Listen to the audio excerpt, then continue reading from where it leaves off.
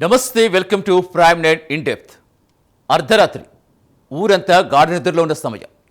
బయట కళ్ళు పొడుచుకున్న కాండ్రాని కటిక చీకటి. అకస్మాత్తుగా భూకంపం వచ్చినట్టుగా ఒక భయంకర శబ్దం. క్షణాల్లో మీ ఇంటి గోడలు బద్దలు కొట్టుకుని సముద్రపు నీళ్లు మీ బెడ్రూమ్లోకి దూసుకొస్తే ఊహించుకుంటూనే వెన్నులో వణుకు పుడుతుంది కదా. కానీ విశాఖపట్నం తీరంలో భీమిలి బీచ్ రోడ్డు నానుకుని ఉన్న మత్స్యకారపల్లెల్లో ఇది ఊహ కాదు.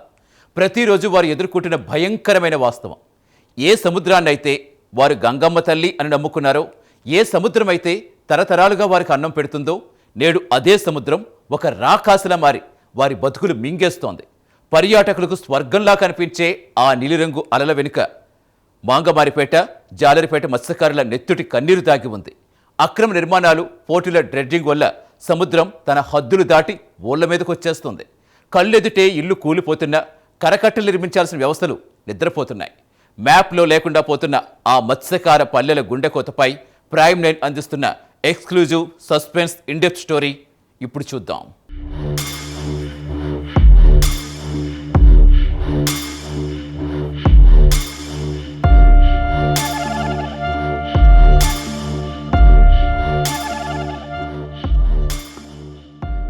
విశాఖపట్నం నుంచి భీమిలి వరకు సాగే 30 కిలోమీటర్ల బీచ్ రోడ్డు ప్రయాణం దేశంలోనే అత్యంత సుందరమైన తీర ప్రాంతాల్లో ఒకటి. ఒకవైపు ఎత్తైన కొండలు, మరోవైపు అనంతమైన బంగాళాఖాతం. ఈ ప్రకృతి అందాలను ఆస్వాదించడానికి దేశ విదేశాల నుంచి పర్యాటకులు క్యూ కడుతుంటారు. వీకెండ్ వస్తే చాలు ఈ రోడ్డంతా లగ్జరీ కార్లు, బైక్లతో సందడిగా మారుతుంది. కానీ ఆ ఏసీ కార్ల అద్దాల వెనుక నుంచి చూసే పర్యాటకులకు ఆ తీరంలో దాగిన ఒక భయంకరమైన విషాదం కనిపించదు. ఆ అందమైన బీచ్ రోడ్డును ఆనుకుని ఉన్న మంగమారిపేట, జాలరిపేట లాంటి మత్స్యకార గ్రామాల్లోకి అడుగు పెడితే అక్కడ వినిపించేది అలల సవ్వడి కాదు, ఆక్రందనల ఘోష. పర్యాటకులకు స్వర్గంలా కనిపించే ఆ సముద్రం అక్కడి జాలర్లకు మాత్రం నిత్యం ప్రాణ సంకటంగా మారింది. ప్రకృతితో వారు చేస్తున్న మరణ పోరాటం అడుగడుగునా కనిపిస్తుంది.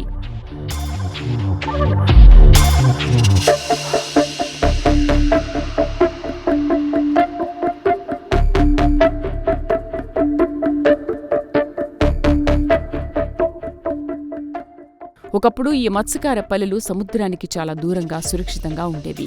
10 ఏళ్ల క్రితం పరిస్థితి చూసుకుంటే ఇళ్ల నుంచి సముద్రం కనీసం 100 నుంచి 200 మీటర్ల దూరంలో ఉండేది. పిల్లలు ఆడుకోవడానికి, జాలర్లు తమ వలలు ఆరబెట్టుకోవడానికి, పడవలు నిలుపుకోవడానికి విశాలమైన ఇసుక తిన్నెలు ఉండేవి. కానీ నేడు ఆ పరిస్థితి పూర్తిగా తలకిందులైంది. ఆ విశాలమైన ఇసుక తిన్నెలను సముద్రం మింగేసింది. రాకాసి అలలు నేరుగా వచ్చి ఇళ్ల గోడలను ఢీకొడుతున్నాయి. సముద్రపు కోత ఏ స్థాయిలో ఉందంటే నిన్నటి వరకు ఉన్న బీచ్ ఈ రోజు కనిపించడం లేదు. కళ్ళెదుటే భూమి కోసుకుపోతూ సముద్రం అమాంతం ముందుకు దూసుకొస్తోంది. తరతరాలుగా ఆ తీరాన్నే నమ్ముకుని బతుకుతున్న జాలర్లు తమ కళ్ల ముందే తమ ఉనికి ప్రశ్నార్థకంగా మారుతుంటే దిక్కుతోచని స్థితిలో ఉండిపోయారు.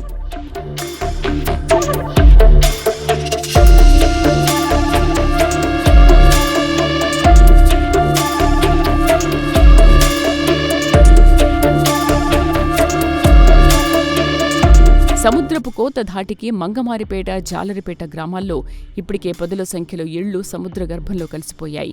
ఒకప్పుడు ఎంతో ఆశతో జీవితకాలపు సంపాదనంతా కూడబెట్టి కట్టుకున్న ఇళ్లు పేకమెడలా కూలిపోతున్నాయి. అలల తాకిడికి పునాదులు కదిలిపోయి గోడలు బీటలు వారి పైకప్పులు కుప్పకూలుతున్న దృశ్యాలు చూస్తే ఎవరికైనా గుండె తరుక్కుపోతుంది. రాత్రిపూట నిద్రపోవాలంటేనే ఆ తీర ప్రాంత వాసులు వణికిపోతున్నారు.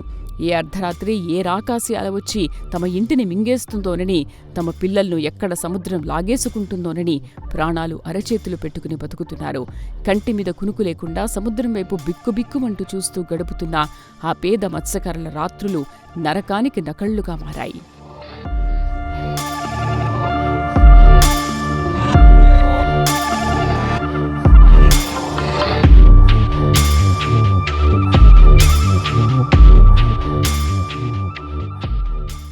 అసలు సముద్రం ఎందుకిలా ఊళ్ల మీదకు పడుతుంది?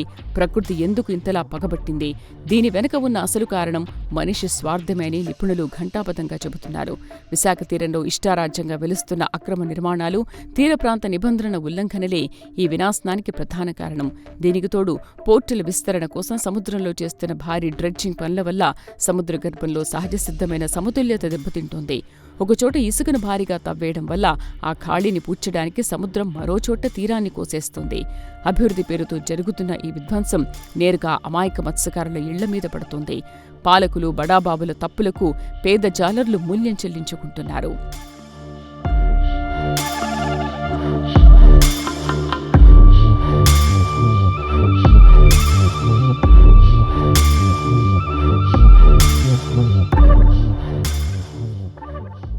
సముద్రపు కోతను ఆపడానికి శాశ్వత పరిష్కారాలు చూపించాల్సిన వ్యవస్థలు తాత్కాలిక ప్యాచ్ వర్క్లతో చేతులు దులుపుకుంటున్నాయి.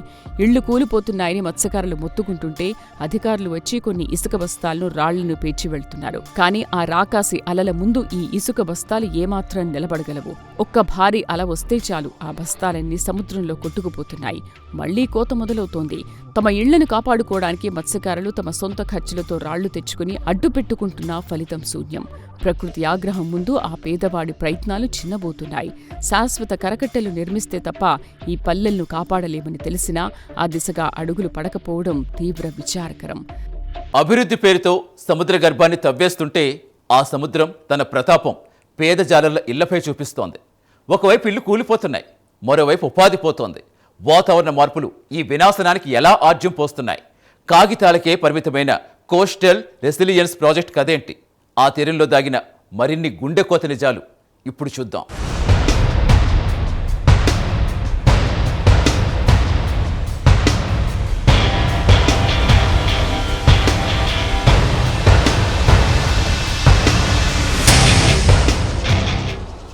స్థానిక కారణాలకు తోడు గ్లోబల్ వార్మింగ్, వాతావరణ మార్పులు ఈ సముద్రపు కోతను మరింత తీవ్రం చేస్తున్నాయి. భూమి వేడెక్కడం వల్ల ధృవాల వద్ద మంచు కరిగి సముద్ర మట్టాలు క్రమంగా పెరుగుతున్నాయి. దీనికి తోడు బంగాళాఖాతంలో తరచుగా ఏర్పడుతున్న అల్పపీడనాలు, తుఫాన్లు సముద్రపు అలల తీవ్రతను పెంచుతున్నాయి. గతంలో ఎన్నడూ లేని విధంగా అలలు ఉగ్రరూపం దాల్చుతున్నాయి. జియాలజిస్టులు, ఓషనోగ్రఫీ నిపుణులు చేస్తున్న హెచ్చరికలు భయపెడుతున్నాయి. ఇదే పరిస్థితి కొనసాగితే రాబోయే 10 ఏళ్లలో విశాఖ తీరంలోని మత్స్యకార పల్లెలు మ్యాప్లో లేకుండా పోవడం ఖాయమని వారు స్పష్టం చేస్తున్నారు. ప్రకృతి చేస్తున్న ఈ హెచ్చరికలను బేఖాతరు చేస్తే భవిష్యత్తులో భారీ మూల్యం చెల్లించుకోక తప్పదు.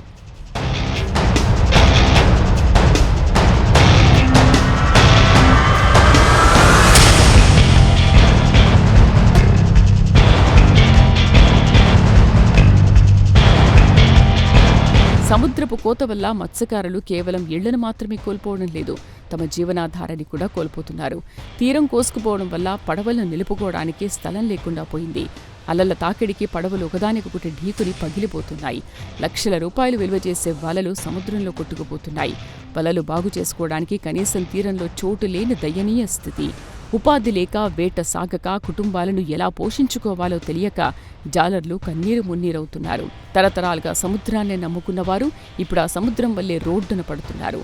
అప్పుల ఊబిలో కూరుకుపోతూ బతుకు తెరువు కోసం వలసలు పోవాల్సిన దుస్థితికి చేరుకుంటున్నారు.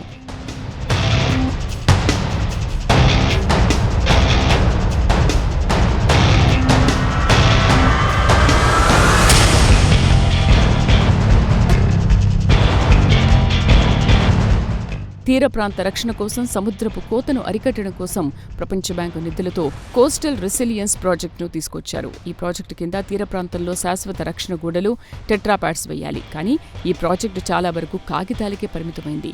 నిధుల లేమి, అధికారుల నిర్లక్ష్యం, కాంట్రాక్టర్ల అలసత్వం వల్ల పనులు నత్తనడకన సాగుతున్నాయి. ఎక్కడో వీఐపీలు ఉండే ప్రాంతాల్లో, పర్యాటకులు ఎక్కువగా వచ్చే చోట మాత్రమే కొంతవరకు పనులు చేసి పేద మత్స్యకారులు ఉండే పల్లెలను గాలి కుదిలేశారు. ప్రాజెక్టులు, నిధులు ఉన్నా అవి తమను కాపాడలేకపోతున్నాయని బాధితులు ఆవేదన వ్యక్తం చేస్తున్నారు. వ్యవస్థల వైఫల్యం వారి పాలిట శాపంగా మారింది.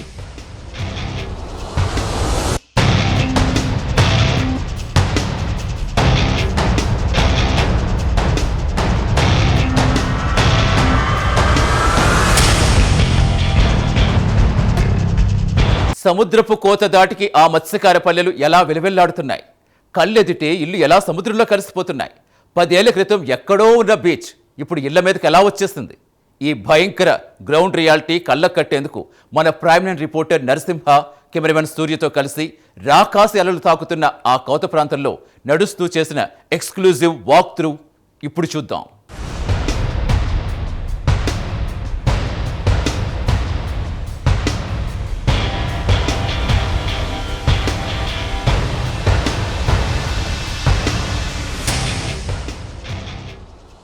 విశాఖ భీమిలి బీచ్ అంటే పర్యాటకులకు అటు స్థానికులకు కూడా ఎంతో ఉల్లాసం. అయితే రోజు రోజుకు పెరుగుతున్న వాతావరణంలో మార్పులు అలలు తాకిడికి కూడా ముందుకు వస్తున్న నేపథ్యంలో కూడా కరకట్టలు లేక చుట్టుపక్కల ఉన్నటువంటి ఏదైతే ప్రహారీ గోడలు ఇల్లు కూడా నేలమట్టం అవుతున్న పరిస్థితి అయితే మనము కనువిని చూడొచ్చు. అదేవిధంగా నా వెనక ఉన్న ఏదైతే ప్రహారీ గోడ అదే ఒక చిన్నపాటి ఇల్లు నిర్మాణం కూడా ఏదైతే అలల తాకిడికి కూడా నేలమట్టమైన పరిస్థితి అయితే మనం నెలకొందని మనం చూడొచ్చు. అదేవిధంగా ఏదైతే అలల తాకిడికి నేలమట్టమైన ఇల్లు ఏదైతే రిటైనింగ్ వాళ్ళు నిర్మించిన వాళ్ళు కూడా నేలమట్టమైన పరిస్థితి అయితే మన కెమెరామెన్ అయితే విజువల్ రూపంలో చూపించే పరిస్థితి అయితే చూపిస్తున్నారు. ఏదైతే విశాఖ భీమిలి బీచ్ రోడ్లో ప్రయాణిస్తే అటు పర్యాటకులకు ఎంతో ఆనందం, కానీ ఏదైతే మత్స్యకారపల్లిలోకి వస్తే సముద్రపు కోత తెచ్చిన విషాదం కూడా మనకు కనిపిస్తుందని చెప్పవచ్చు. అయితే ఏదైతే రాకాశలలు రోజు రోజుకి ముందుకు దూసుకొస్తూ ఈ జాలర్ల ఇళ్లను కూడా సముద్ర గర్భంలోకి కలిపేసుకుంటున్నాయని చెప్పొచ్చు. అదేవిధంగా ఒకవైపు కరకట్టలు నిర్మించడంలో కూడా పాలకుల నిర్లక్ష్యం వల్ల కూడా ప్రాణాలు అరచేతిలో పెట్టుకొని ఏదైతే బతుకుతున్న తీర ప్రాంత ప్రజలు కూడా ఎంతో మంది మత్స్యకారులు కూడా ఆవేదన వ్యక్తం చేస్తున్న పరిస్థితి అయితే నెలకొంది. అదేవిధంగా ఒకవైపు వాతావరణ పరిస్థితులు అదేవిధంగా రోజు రోజుకి కూడా ఏదైతే డ్రెడ్జింగ్ చేస్తున్న నేపథ్యంలో కూడా సముద్ర మట్టం కూడా ముందుకు వస్తున్న నేపథ్యంలో కూడా ఈ ప్రాంత వాసులు కూడా అవస్థలు పాలుస్తున్న పరిస్థితి నెలకొంది. కొందరు మత్స్యకారులు అయితే మనతో పాటు ఉన్నారు, ఈ ప్రాంత వాసులు కూడా ఇప్పటికే మనతో పాటుగా ఉన్నారు. చూడొచ్చండి, ఇక్కడ ఏదైతే ఈ భీమిలి వంగమారపేట బీచ్ భీమిలి బీచ్ కూడా ఎప్పుడు ఒకప్పుడు చాలా వెనక ఉండేది, ఒక ముందుకు వచ్చిందని మీరు చూస్తారా? అలలు కూడా ముందుకు వస్తున్నాయని మీరు చూస్తున్నారు, ఎలా ఏంటి అసలు పరిస్థితి? వెళ్ళాలంటే అప్పుడు సముద్రం అంటే 30 మీటర్ల లాంగ్ ఉండేది. అక్కడ ల్యాండ్లు కాడ మామూలు గిల్లులు అక్కడే ఉండేవి. అక్కడ నిండి కాడ ఇప్పుడు సముద్రం రావడం వల్ల ఏంటంటే బాగా హైటెట్ అవ్వడం వల్ల మొత్తం ఇల్లులు ఇవన్నీ వెళ్ళిపోయి చాలా ముందుకు 1 ఇయర్ ముందుకు వస్తూనే ఉన్నది, మారిపోతుంది. అలా సముద్రం మేమే ఏం చేయాలా ఈ పరిస్థితికి మాకు ఏర్పాటు అవుతుంది. బోట్లు పెట్టుకోవడానికి కూడా ఎక్కడ ప్లేస్ ఉండట్లేదు. మా బోట్లు అంటే చూడండి పైన ఎక్కడ జాగా కూడా లేకుండా అయిపోయింది. ఈ సముద్రం రావడం వల్ల ఇల్లు కూడా పడిపోయి ఉన్నాయి. అవి మరి మా చూస్తే ఇలా ఉంది. ప్రధానంగా ఏదైతే ఇది ఒకవైపు డ్రెడ్జింగ్ వాతావరణ మార్పుల కారణంగా ఈ తరహా పరిస్థితులు ఏర్పడుతున్నాయి. మామూలు అప్పుడు వస్తుంది, వాతావరణం వల్ల కాదు. మామూలు ఎటకెళ్తా సముద్రాల ముందుకు వచ్చి మళ్ళీ వెనక సైడ్ వెళ్ళి అలా ముందుకు వచ్చేస్తుంది. అక్కడ ఉండి బోట్లు ముందుకు కొంచెం ముందుకుండి అలా చూడు ఇంతవరకు వస్తుంది. మాకు బోట్లకు ఏర్పాటు చేసుకోవడానికి ప్లేస్ ఉండట్లేదు, అది వేరే వాళ్ళది. అక్కడ మా బోట్లు పెడితే వాళ్ళు తీసిమంటున్నారు. ఇంకెక్కడ లేదు, అక్కడ పెరాక్స్ ఉంది, అక్కడ కూడా అవ్వట్లేదు. ఆ ముందుకు చెరువు కడ పెట్టాలంటే అక్కడ అవ్వట్లేదు, చెరువు కొట్టుకెళ్ళిపోతుంది. ఇంకేటి అవ్వట్లేదు మాకు. ఆ బోట్లు అక్కడ వెళ్ళి రాలండి, కొండలు ఉన్నాయి, ఆ ముందుకు అవ్వదు. మరి ఏం చేయాలో మేము చెప్పలేకపోతున్నాం. మనతో పాటు ఒక పెద్ద ఆయన కూడా ఉన్నారు. ఏదైతే చూడండి ఈ ప్రాంతంలో ఏదైతే బీచ్లో ఈ బీచ్ ఒక్కసారిగా రోజు రోజుకి ముందుకు వస్తుంది. అయితే ఇక్కడ స్థానికులు కూడా ఈ తరహా ఇబ్బందులు పాలవుతున్నారు, ఒకవైపు కూడా అవస్థలు పాలవుతున్నారు. ఎందువల్ల ఈ తరహా ఘటనలు జరుగుతున్నాయి మీరు అనుకుంటున్నారు? ఇప్పుడు వాతావరణం పెట్టి వచ్చేస్తుందండి, వచ్చేసి ఇల్లు కొట్టేయడము, తెప్పలు కొట్టుకెళ్ళిపోవడము, మాకు ఉండడానికి ఏర్పాటు సరిలేదు. బోట్లు ఎగేసుకోవడానికి కూడా మాకు జాగా లేదు. ఆ ఏరియాలోకి ఎగేస్తే రాళ్ళు అండి, యువతల ఏరియాలో ఎగేస్తే రాళ్ళు అండి. ఈ మధ్యలో మాకు మరి మత్స్యకారులు మా సముద్రంలోకి వెళ్ళడానికి కూడా మాకు అవకాశం లేకపోతుంది. ఒక రోజుకి ముందుకు వచ్చేస్తుంది సార్. అది ఇప్పుడు ఈ తరహా ఘటనల వల్ల ప్రభుత్వం ఏం చేస్తే బాగుంటుంది అనుకుంటున్నారు? మరి మాకు చేపలు పట్టుకున్న వాళ్ళు మరి ఏం చేస్తామండి, మీనాటోళ్ళు ఏదో ఏర్పాటు చేసి మాకు ఏదో అవకాశం ప్రభుత్వం ఏదో చూపిస్తే మాకు కూడా కొద్దిగా అవకాశంగా ఉంటుంది అనేసి మేము అది ఈ ప్రాంతంలో కూడా ఎంతకాలం నుంచి ఉంటున్నారు? అసలు ఎంతమంది ఈ ప్రాంతంలో నివసిస్తున్నారండి? ఈ ప్రాంతంలో నివసిస్తున్నారంటే దగ్గర సుమారు 1 లక్ష పైన ఉంటాం సార్. సముద్రం వల్ల మార్కెట్ గార్డ్ లేకుండా అయిపోతుంది. మా బోట్లు చేరినందుకు కూడా అవకాశం లేదు. చాలా ఇబ్బందుల్లోనే ఉండిపోతున్నాం సార్. మాకు ఈ రాజకీయాలు ఉంటున్నాయంటే రాజకీయ ప్రకారంగా అయితే అన్ని వస్తున్నారు, చూస్తున్నారు, వెళ్ళిపోతున్నారు. అంతకు మించి ఇంకేది చెయ్యట్లేదు సార్. అలలు ముందుకు రోజు రోజుకు కూడా సముద్ర మట్టం ముందుకు వస్తుంది. అయితే ఏ తరహా ప్రభుత్వం చర్యలు చేపడితే బాగుందని మీరు భావిస్తున్నారు? ఏ ప్రభుత్వం అయినా సరే చేయవలసిన బాధ్యత వాళ్ళకు ఉండదు సార్. ఏదైనా పర్వాలేదు సార్. మాకు జట్టు గట్టు కట్టారు సార్, అలాగా మాకు కూడా ఇవ్వమని చెప్తున్నాం. చాలాసార్లు ఇలా మీడియా వాళ్ళు వచ్చి మాట్లాడుతున్నాం, మేము అదే చెప్తున్నాం సార్. కానీ అదో చేస్తాం అంటున్నారు, కానీ ఏది చెయ్యట్లేదు సార్. మరి ఎందువల్ల చేయట్లేదు అనేది మాకు అర్థం అవ్వట్లేదు. ఈ ప్రాంతంలో ఒక్కసారిగా ఎంతమంది ఉండేవారు, ఎందువల్ల ఈ తరహా ఘటనలు జరుగుతున్నాయి అనుకుంటున్నారు మీరు? మించుమించు చాలామంది ఉండేవాళ్ళు సార్ బీచ్న, ఎందుకంటే అందరూ వేటకు వెళ్ళేవాళ్ళు. అది కానీ వస్తారు సార్, తుఫాన్లు అప్పుడే వస్తారు సార్. తుఫాన్లు వచ్చి చూస్తారు, వచ్చేసి అందరూ వస్తారు. వచ్చేసి ఇలా అక్కడ గొట్టేయాలంటారు, అక్కడ గడ్డలా ఉందా గడ్డగడ ఏదో కడదామని అంటారు, చూస్తారు, చివరి వెళ్ళిపోతారు. అక్కడికే ఇంక పట్టించుకోరు అక్కడి నుంచి ఏ ప్రభుత్వం అయినా సరే. అది అక్కడికి అయిపోయింది సాల్వ్. అక్కడి నుంచే మళ్ళీ ఇంకెప్పుడు మళ్ళీ తుఫాన్లో ఏమన్నా వస్తే పోలీసులు వీళ్ళందరూ దిగిపోయి హార్ట్ అన్ని చేసి మళ్ళీ అప్పుడు ప్రజలందరూ పైకి పంపించేయడం చేయడం. సరే అప్పటికే తుఫాన్ తగ్గిపోతే సరే వాళ్ళు ఎక్కడో మేము అయిపోయినా కష్టపడుకొని వెళ్ళిపోవడం అంతే. చూసుకుంటే ఏదైతే ప్రధానంగా ఈ ప్రాంతంలోనైతే మంగమారిపేట, భీమిలి ప్రాంతాల్లో, జాలారిపేటలో ఈ తరహా అయితే ఒకవైపు చూసుకుంటే ఉధృతంగా వస్తున్న అలలు, అదేవిధంగా ఒకవైపు ఇటీవల కాలంలో ఉన్న సముద్ర మట్టం రోజు రోజుకి ముందుకు వస్తున్న నేపథ్యంలో కూడా ఈ ప్రాంతం ఏదైతే మనం చూస్తున్న విజువల్ రూపైన ఒకవైపు చూసుకుంటే సముద్ర మట్టంలోని తీర ప్రాంతంలో ఉన్నటువంటి ఈ అలల తాకిడికి గృహాలు కూడా భూస్థాపితమైనటువంటి పరిస్థితి అయితే మనం విజువల్ రూపంలో చూడొచ్చు. అదేవిధంగా భారీ ప్రహారీ కూడా రిటర్నింగ్ వాళ్ళు కూడా కిందకు నేలమట్టమైన పరిస్థితి అయితే మనం విజువల్ రూపంలోనైతే చూడొచ్చు. అదేవిధంగా ఏదైతే ఈ తీర ప్రాంతంలోని ముఖ్యంగా కోస్టల్ రెసిడెన్షియల్ ప్రాజెక్టు కూడా ఏర్పాటు చేస్తే ముఖ్యంగా సముద్ర తీర ప్రాంతాలకు తుఫాన్లు, సముద్ర మట్టం పెరుగుదల, వరదలు, సముద్ర కోట, అదేవిధంగా ఉప్పు నీటి ప్రభావం వంటి సముద్రం నుంచి రక్షించి తీర ప్రాంతాల నుంచి కూడా ఈ ప్రాజెక్టు ద్వారా జీవనోపాధిని కూడా మెరుగుపరిచే అవకాశం కూడా ఉంటుందని కూడా ఒకవైపు అయితే స్థానికంగా ఉన్నటువంటి మత్స్యకారులు అయితే భావిస్తున్నారు. అదేవిధంగా చూసుకుంటే తీర ప్రాంతాల నుంచి వరదలు, తుఫాన్లు, సముద్ర కోత వల్ల కలిగే ప్రమాదాలను కూడా అంచనా వేయడం వల్ల వీటి వల్ల మనకు చేకూరుతుందని చెప్తున్నారు. అదేవిధంగా ముఖ్యంగా ఇసుక దెబ్బలు, చెత్తడి నేలలు తదితర వంటి వాటిని ఈ ప్రాజెక్టు ద్వారా ముఖ్యంగా ఏర్పాటు చేస్తే ఏదైతే ఈ ముందస్తుగా గుర్తించవచ్చని కూడా ఒకవైపు అయితే ప్రధానంగా గుర్తించవచ్చని చెప్తున్నారు. ఏదైతే ఈ కార్యక్రమం ద్వారా సుమారుగా 30,000 హెక్టార్ల సముద్ర పర్యావరణ ప్రాంతాల సంరక్షణకు ఏదైతే ఈ ప్రాజెక్టు కూడా ఏర్పాటు చేస్తే ఒకవైపు కూడా బాగుంటుందని కూడా ఒకవైపు అయితే స్థానిక ఉన్నటువంటి మత్స్యకారులు అయితే ఆశాభావం వ్యక్తం చేస్తున్నారు. ముఖ్యంగా ఏదైతే మత్స్యకార గ్రామాల రక్షణ, తీరకోత నియంత్రణ, తుఫాను ముందస్తు హెచ్చరికలు, తాగునీటి, ఉప్పు నీటి తదితర తీర ప్రాంత అభివృద్ధికి వంటి అంశాలతో కూడా కోస్టల్ రెసిడెన్షియల్ ప్రాజెక్టు కూడా ప్రత్యేకంగా ఏదైనా ఏర్పాటు చేస్తే కూడా ఒకవైపు కూడా తీర ప్రాంత అభివృద్ధికి, పర్యావరణం కూడా బాగుంటుందని, అదేవిధంగా ఏదైతే తీర ప్రాంతాల అభివృద్ధి పర్యవేక్షణలో భాగంగా వీటిని అభివృద్ధి చేస్తే భవిష్యత్ కాలంలోనూ కూడా ఏదైతే అటుపోట్లు, అదైతే సముద్రపు అలలు కూడా ముందుకు రాకుండా మనం ముందస్తు చర్యల్లో భాగంగా రక్షించుకోవచ్చని కూడా ఒకవైపు అయితే స్థానికంగా ఉన్నటువంటి మత్స్యకారులు కూడా చెప్తున్న పరిస్థితి అయితే నెలకొందని చెప్పవచ్చు. చూశారు కదా, ఏదైతే సముద్ర మట్టం ఉపయోగితే ముందుగా బలయ్యేది పేద మత్స్యకారు కుటుంబాలే. ప్రభుత్వం స్పందించి ఏదైతే రక్షణ గోడలు నిర్మించకపోతే ఈ పల్లెలు కూడా నామరూపాలు లేకుండా పోతాయని కూడా మనం భవిష్యత్ కాలంలో చెప్పవచ్చు. ఏదేమైనా కూడా ఈ తరహా ఏదైతే విశాఖ భీమిలి బీచ్, భీమిలి, యారాడ, అదేవిధంగా జాలారిపేట, అదేవిధంగా మంగమారిపేట తదితర ప్రాంతాల్లోని సముద్ర తీర ప్రాంతాలకు ఒడ్డినటువంటి ఏదైతే మత్స్యకారు కుటుంబాలను ఆదుకోవాలని, ఒకవైపు అలల తాకిడికి ఉన్నటువంటి ఈ ఇళ్లను రక్షించుకోవాల్సిన బాధ్యత కూడా ప్రభుత్వాలకు ఉందని కూడా ఒకవైపు అయితే మత్స్యకారులు చెప్తున్న పరిస్థితి అయితే మన నెలకొందని మనం చెప్పవచ్చు. కెమెరామెన్ సూర్యతో నరసింహ, ప్రైమ్ 9 విశాఖ భీమిలి బీచ్ నుంచి. ఇతర రాష్ట్రాల్లో, దేశాల్లో సముద్రపు కోతను అరికట్టడానికి అత్యాధునిక టెక్నాలజీని వాడుతున్నారు. కేరళ, గుజరాత్ లాంటి రాష్ట్రాల్లో తీర ప్రాంత రక్షణ కోసం భారీ సీవాల్స్, జియో ట్యూబ్స్ ఉపయోగిస్తున్నారు. కానీ మన దగ్గర మాత్రం ఆ స్థాయి విజన్ కనిపించడం లేదు. కేవలం రాళ్లు వేయడం వల్ల తాత్కాలిక ప్రయోజనమే తప్ప శాశ్వత పరిష్కారం ఉండదని నిపుణులు చెబుతున్నా పాలకులు పట్టించుకోవడం లేదు. సముద్రపు అలల శక్తిని తగ్గించేలా తీరానికి కొద్ది దూరంలో బ్రేక్ వాటర్స్ నిర్మించాల్సిన అవసరం ఉంది. కానీ అలాంటి శాస్త్రీయమైన అధ్యయనాలు, పనులు విశాఖ తీరంలో జరగడం లేదు. సరైన ప్లానింగ్ లేకపోవడం వల్లే ఈ వినాశనం జరుగుతోందని స్పష్టమవుతోంది. ఈ మత్స్యకార పల్లెల్లోని మహిళలు, పిల్లల మానసిక పరిస్థితి వర్ణనాతీతం. ఎప్పుడు ఏ అల వచ్చి తమను మింగేస్తోందోనన్న భయంతో పిల్లలు రాత్రులు ఉలిక్కిపడి లేస్తున్నారు. బడికి వెళ్లాల్సిన వయసులో తమ ఇళ్లను కాపాడుకోవడానికి ఇసుక బస్తాలు మోస్తున్నారు. మహిళలు తమ కళ్ల ముందే తమ గూడు కూలిపోతుంటే గుండెలు బాదుకుంటూ రోధిస్తున్నారు. ఒక ఇల్లు కట్టుకోవడానికి వారు పడిన కష్టం, చేసిన అప్పులు అన్నీ సముద్రం పాలవుతుంటే వారి ఆక్రందనలు ఆకాశాన్ని అంటుతున్నాయి. పాలకులకు, అధికారులకు వారి కన్నీళ్లు ఎందుకు కనిపించడం లేదన్నది అతిపెద్ద ప్రశ్న. ఓట్లు అడగడానికి వచ్చే నాయకులు ఆపదలో ఎందుకు ముఖం చాటేస్తున్నారని వారు నిలదీస్తున్నారు.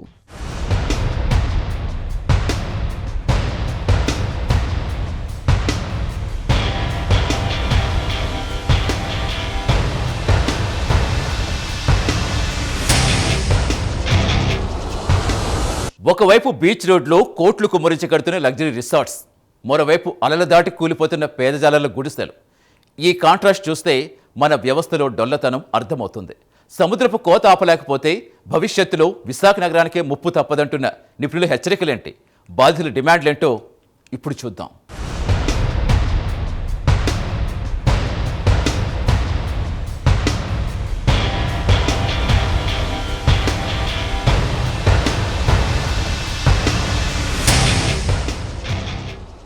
విశాఖ భీమిలి బీచ్ రోడ్లో ఒక విచిత్రమైన బాధాకరమైన వైరుధ్యం కనిపిస్తుంది. ఒకవైపు బడాబాబులు, కార్పొరేట్ సంస్థలు నిబంధనలు తుంగలో తొక్కి సముద్రానికి అతి దగ్గరగా లగ్జరీ రిసార్ట్లు, హోటళ్లు నిర్మిస్తున్నారు. వాటికి రక్షణగా భారీ కాంక్రీట్ గోడలు కట్టుకుంటున్నారు. కానీ తరతరాలుగా అక్కడే ఉంటున్న పేద మత్స్యకారులకు మాత్రం కనీస రక్షణ కరువైంది. బడాబాబుల అక్రమ నిర్మాణాల వల్ల సముద్రం ప్రవాహం దారి మళ్లీ అది పేదల ఇళ్ల మీద పడుతోంది. అంటే ధనవంతుల విలాసాల కోసం పేదవాడు తన ప్రాణాలను, ఇళ్లను బలిపెట్టాల్సి వస్తుంది. ఈ సామాజిక అన్యాయంపై పర్యావరణవేత్తలు తీవ్ర ఆందోళన వ్యక్తం చేస్తున్నారు.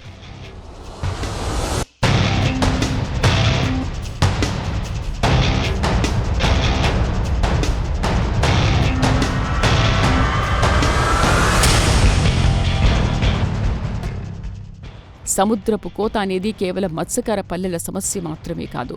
ఇది భవిష్యత్తులో విశాఖ నగరానికే ముప్పు తెచ్చే ప్రమాదం ఉంది. తీరం కోసుకుపోతూ ఉంటే రేపు ఆ అందమైన బీచ్ రోడ్డు కూడా సముద్రంలో కలిసిపోయే ప్రమాదం లేకపోలేదు. ఇప్పటికే కొన్ని చోట్ల రోడ్డు కింద మట్టి కోసుకుపోయి ప్రమాదకరంగా మారింది.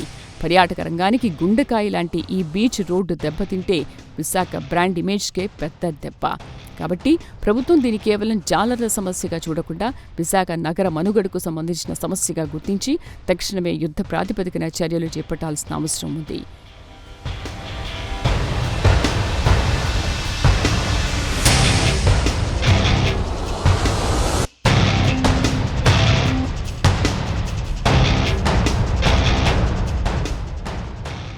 ఇళ్లు కోల్పోయిన బాధితులకు తక్షణమే పునరావాసం కల్పించడం ప్రభుత్వ ప్రథమ కర్తవ్యం.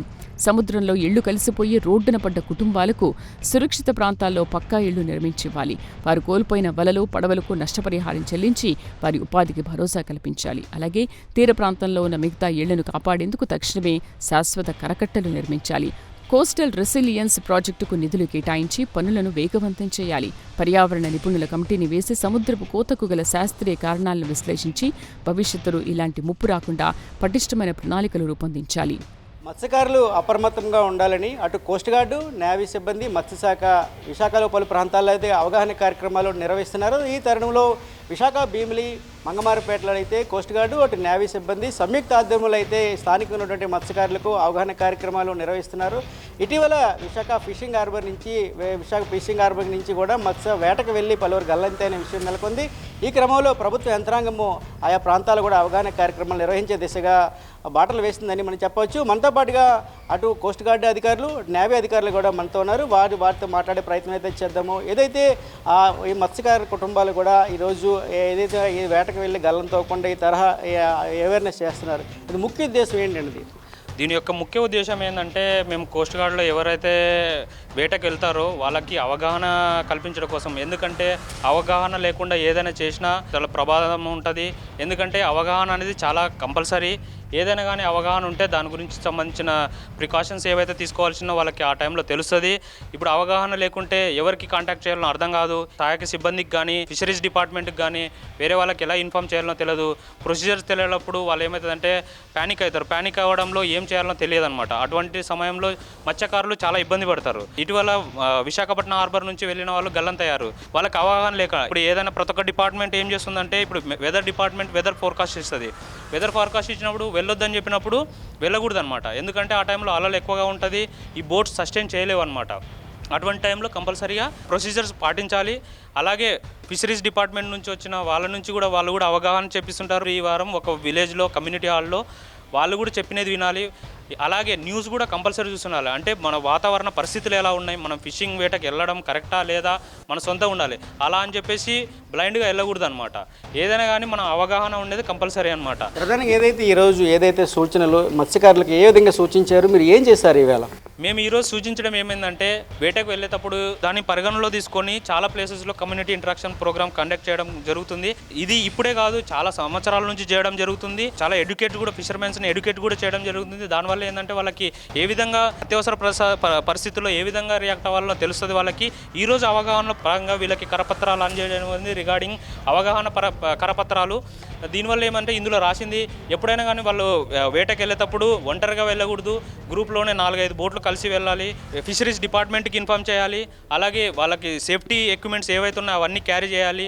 ఏమైనా అత్యవసర సమాజాల్లో దానికి సంబంధించిన ట్రాన్స్పాండర్ వాళ్ళు ఏదైతే క్యారీ చేస్తుందో దాని గురించి అవగాహన ఇవ్వడం జరిగింది. అలాగే కోస్ట్ గార్డ్ యొక్క షిప్స్, ఎయిర్ క్రాఫ్ట్స్ కంటిన్యూగా సముద్రంలో తిరుగుతుంటాయి, వాళ్ళని ఎలా కాంటాక్ట్ చేయాలో చెప్పడం జరిగింది. అలాగే వీళ్ళు ఫిషింగ్కి వెళ్ళేటప్పుడు వీళ్ళు కంపల్సరీగా మన దేశం యొక్క జాతీయ జెండాని బోట్ పైన ఎగరవేయాలి. ఏదైనా ఎమర్జెన్సీ సమయం వస్తే రెడ్ కలర్ జెండా ఎగరవేయాలని మేము వీళ్ళకి సూచించడం జరిగింది. ఇంకా ఏదైనా ఫెసిలిటీ అవసరం అనుకుంటే, ఏదైనా కానీ ఇన్ఫర్మేషన్ ఉంటే ఫిషరీస్ డిపార్ట్మెంట్ ద్వారా వీళ్ళకి అందజేయడం జరుగుతుందని చెప్పేసి మేము చెప్పాను. చూసుకోవచ్చు, ఏదైతే మనతో పాటుగా కొందరు మత్స్యశాఖ ఫిషింగ్ డిపార్ట్మెంట్ కూడా ఉన్నారు.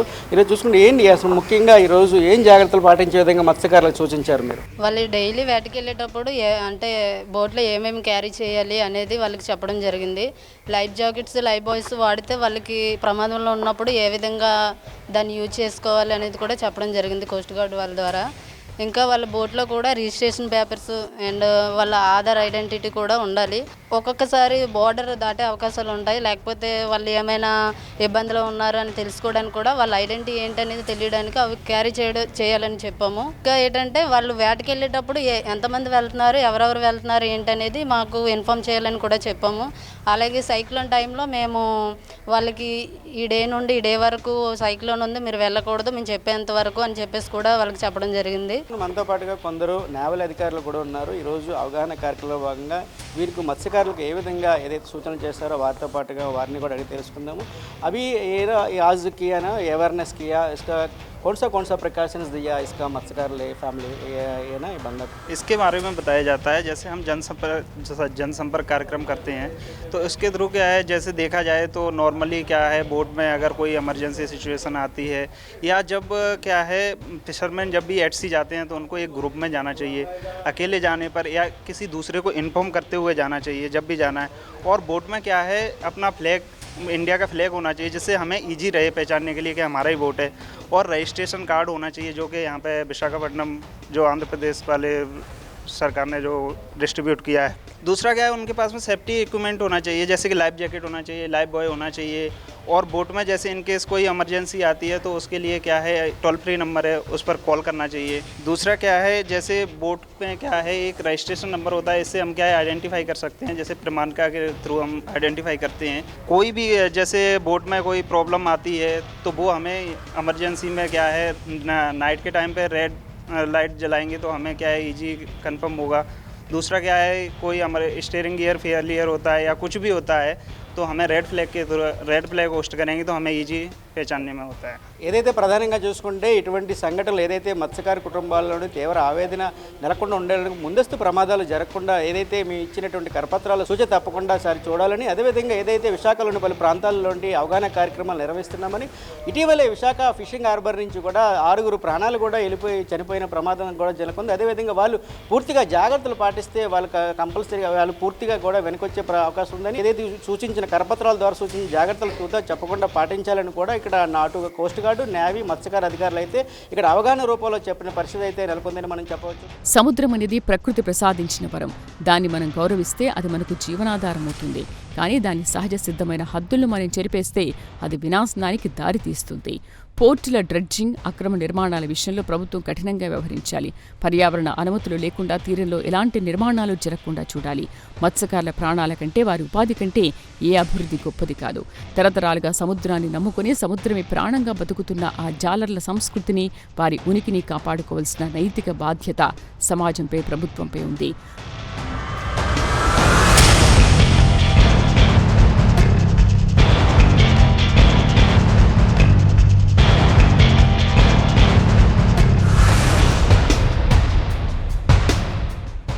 మంగమారిపేట, జాలరిపేట ఈ పేర్లు కేవలం మ్యాప్లో ఉన్న ఊర్లు కావు. అవి వేలాది మంది మత్స్యకారుల ఆశలు, ఆశయాలు, బతుకు పోరాటాలకు సజీవ సాక్ష్యాలు.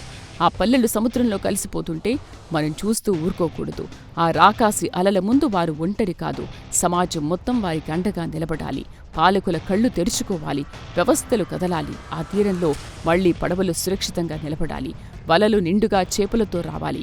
ఆ పల్లెల్లో పిల్లల నవ్వులు మళ్లీ వినిపించాలి. అప్పుడే ఆ అందమైన భీమిలి తీరానికి నిజమైన సార్థకత. ఆ రోజు త్వరలోనే రావాలని, ఆ మత్స్యకారుల కన్నీళ్లు తుడిచే చెయ్యి ముందుకు రావాలని ఆశిద్దాం. చూస్తారు కదా, పర్యాటకులకు స్వర్గంలా కనిపించే భీమిలి బీచ్ రోడ్డు వెనుక మత్స్యకారుల బతుకులు ఎలా సముద్రార్పణం అయిపోతున్నాయో, అక్రమ నిర్మాణాలు, డ్రెడ్జింగ్తో సముద్రం ఉప్పొంగి ఓళ్ల మీదకు పడుతుంటే కరకట్టలు నిర్మించాల్సిన వ్యవస్థలు మాత్రం నిద్రపోతున్నాయి. ప్రభుత్వం తక్షణమే స్పందించి కోస్టల్ రెసిలియన్స్ ప్రాజెక్ట్ వేగవంతం చేసి శాశ్వత రక్షణ గోడలు నిర్మించాలి. ఇల్లు కోల్పోయిన బాధితులను ఆదుకోవాలని ప్రైమ్ 9 డిమాండ్ చేస్తుంది. లేదంటే ఈ మత్స్యకార పల్లెలు చరిత్ర పుటల్లో మాత్రం మిగిలిపోవటం ఖాయం. ఇది ఇవాల్టి ఇన్ డెప్త్. చూస్తూనే ఉండండి ప్రైమ్ 9.